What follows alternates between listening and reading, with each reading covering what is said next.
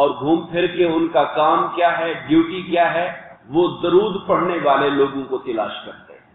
تو درود اور سلام پر مشتمل جو بھی درود ہوگا، تجھے خوشخبری ہو کہ تیری کوتاہیوں کے باوجود بھی بسم اللہ الرحمن الرحیم حضور نبی کریم علیہ الصلوۃ والسلام کی احادیث طیبہ کے درس میں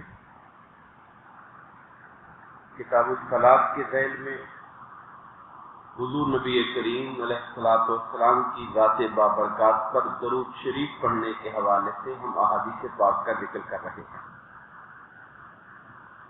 حضرت عبداللہ بن مسعود رضی اللہ تعالیٰ عنہ سے روایت ہے، آپ فرماتے ہیں کہ رسول اللہ صلی اللہ علیہ وآلہ وسلم نے ارشاد فرمایا، قیامت کے روز مجھ سے زیادہ قریب وہ شخص ہوگا جو مجھ پر زیادہ تعداد میں درود پاک پڑھنے والا ہو۔ بعض روایات میں اخلاق کا بھی ذکر ہے، جو تم میں سے اچھے اخلاق والا ہوگا، جس کا خلق جتنا اچھا ہوگا، وہ اس قدر قیامت کے دن میرے قریب ہوگا۔ اس حدیث پاک میں درود پاک کا ذکر ہے کہ جو جس قدر زیادہ سرکار کی بارگاہ میں درود پاک پڑھنے والا ہوگا، وہ اس قدر آقا کریم کی بارگاہ میں قربت کا حامل ہوگا۔ ایک حدیث پاک میں یہ بھی آیا ہے کہ جو شخص حضور نبی کریم علیہ الصلوۃ والسلام پر کثرت سے درود پڑھنے والا ہے، وہ آقا کریم علیہ الصلوۃ والسلام کی شفاعت کا اتنا ہی زیادہ حقدار ہے۔ آقا کی شفاعت اسے ملے گی جو سرکار کی ذات پر درود پاک پڑھنے والا ہے۔ علماء کرام کہتے ہیں کہ شفاعت ملنے کی وجہ یہ ہے کہ درود پاک کی وجہ سے اسے سرکار کا قرب نصیب ہوتا ہے، اور جو آقا کے جتنا قریب ہوتا ہے تو اللہ تعالیٰ کی جو رحمتیں حضور کی ذات پر نازل ہوتی ہیں، تو جو آقا کے قریب والے ہوتے ہیں وہ بھی ان رحمتوں سے حصہ پاتے ہیں اور اس رحمت کی وجہ سے شفاعت کے حقدار بن جاتے ہیں۔ حضرت عبداللہ بن مسعود رضی اللہ تعالیٰ عنہ سے روایت ہے، آپ فرماتے ہیں کہ حضور نبی کریم علیہ الصلوۃ والسلام نے ارشاد فرمایا، اللہ تعالیٰ کے کچھ فرشتے ایسے ہیں جو زمین پر سیر و سیاحت کرتے ہیں، یعنی زمین پر گھومتے پھرتے رہتے ہیں، اور گھوم پھر کے ان کا کام کیا ہے، ڈیوٹی کیا ہے، وہ درود پڑھنے والے لوگوں کو تلاش کرتے ہیں۔ اللہ پاک نے لگتا ہے کہ انہیں ایک خاص ہٹ دی ہوگی کہ انہیں درود پڑھنے والوں کی خوشبو پہنچ جاتی ہے، اور وہ ان کا درود لے کر سرکار دو عالم صلی اللہ علیہ وسلم کی بارگاہ میں پہنچا دیتے ہیں۔ اور روایت میں آتا ہے کہ وہ اس درود پڑھنے والے کا نام، اس کے والد کا نام لے کر آقا کی بارگاہ میں عرض کرتے ہیں، یا رسول اللہ، آپ کے فلاں بن فلاں امتی نے آپ کی بارگاہ میں ہدیہ درود و سلام بھیجا ہے۔ وہ ملائکہ سرکار کی بارگاہ تک پہنچا کے آتے ہیں۔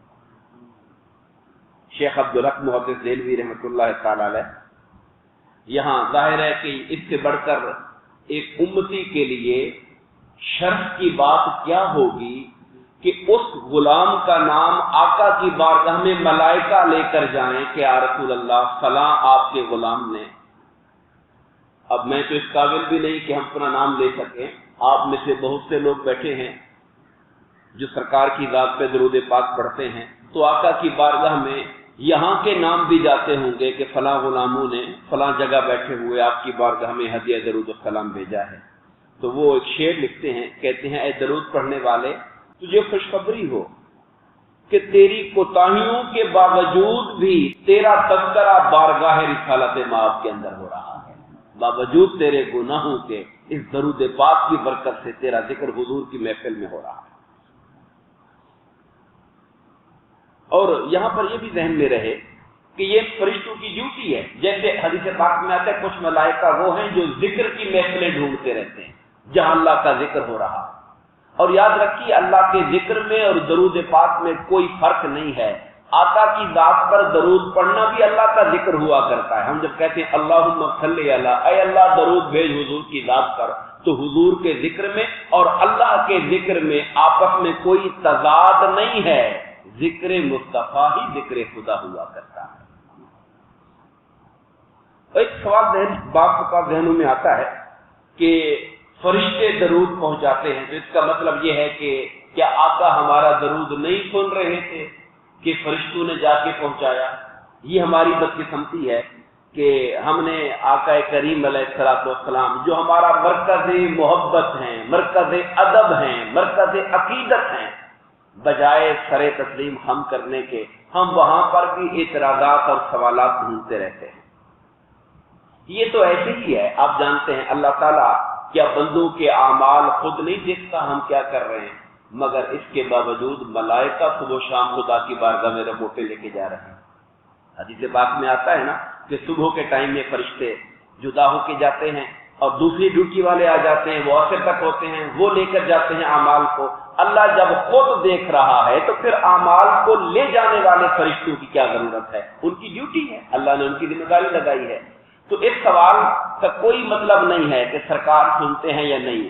अल्लाह की अता से, अल्लाह के इज़्न से, अल्लाह ताला की रहमत से मेरे आका भी दूर और करीब सबके सुनते हैं।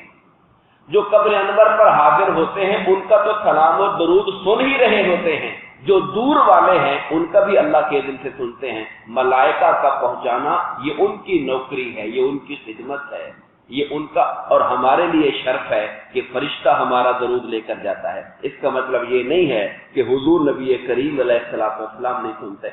कुरान पाक में हजरत सुलेमान के अलैहिस्सलाम के बारे में फरमाया कि वो फिजा में परवाज कर रहे हैं अपने तख्त पर, और जमीन पर एक चींटी चींटी से गुफ्तगू करती है, तो अल्लाह का नबी जमीन पे चलने वाली चींटी के कलाम को सुनता है। कुरान मजीद की आयत करीमा है सूरह नमल के अंदर, फतबस्सम दाहिकम मिन कौलिहा। सुलेमान अलैहिस्सलाम उस चींटी की बात सुनकर हंस पड़े कि देखो इसको कितनी फिक्र है अपनी चींटी की। उनसे कहती है जल्दी जल्दी बिलू में घुस जाओ, सुलेमान अलैहिस्सलाम का लश्कर आ रहा है, कहीं उनके पैरों तले रोंदी न जाओ तुम लोग। तो अल्लाह के नबी को खुदा ने जमीन में चलने वाली चींटी की आवाज सुनने की ताकत दी है। ये सुलेमान अलैहिस्सलाम की शान है। तो हमारे आका करीम अपने गुलामों का सलाम भी सुनते हैं, भले वो दुनिया के किसी कोने के अंदर रहता है। मलाइका का पहुंचाना ये उनकी अपनी ड्यूटी और उनकी खिदमत की वजह से है। आखिरी हदीस पाक आज के दर्स की इंशाअल्लाह हजरत सैयदना अबू हुरैरा रज़ी अल्लाह तआला अन्हु से रिवायत है। आप फरमाते हैं कि रसूलुल्लाह सल्लल्लाहु अलैहि वसल्लम ने इरशाद फरमाया, जब भी मुझ पर कोई शख्स सलाम भेजता है तो अल्लाह ताला ने मेरी रूह मुझे लौटाई होती है, हत्ता कि मैं उसका जवाब खुद अता करता हूं। उसको सलाम करने वाले को जवाब मेरी बारगाह से जाता है। यहां अल्फाज थोड़े तवज्जो तलब है। अल्फाज अरबी के ये हैं, मा मिन अहदिन युसल्लिमु अलैया इल्ला रद्दल्लाहु अलैया रूही, कि कोई सलाम करने वाला ऐसा नहीं कि मुझ पे सलाम करता है, मगर ये कि अल्लाह ने मेरी रूह मुझे लौटाई होती है और मैं उसका जवाब दे देता हूं उसको। एक ख्याल जहन में आता है कि माज़अल्लाह के सलाम जब तक नहीं आया था तब तक रूह नहीं लौटाई गई थी, सलाम आया तो रूह लौटाई गई और आका ने जवाब दे दिया और शायद फिर रूह वापस चली गई। ये ख्याल गलत है, ये ख्याल बातिल है। इसका मतलब ये नहीं है। उलमाए किराम ने ये कहा कि ये जो रूह का बदन के अंदर ये कहना कि लौटा दी जाती है, इसका मतलब ये है कि हमारे आका जो अपनी तवज्जुहात हजरत इलाही में रखे होते हैं, जो तजल्लियात इलाही में गुम होते हैं, जो मुशाहदात खुदा में मुस्तगरक होते हैं, जब उम्मती सलाम करता है अल्लाह ताला हुजूर की तवज्जो अपनी तजल्लियात से हटा के उम्मती की तरफ कर देते हैं ताकि वो अपने उम्मती को सलाम का जवाब दे।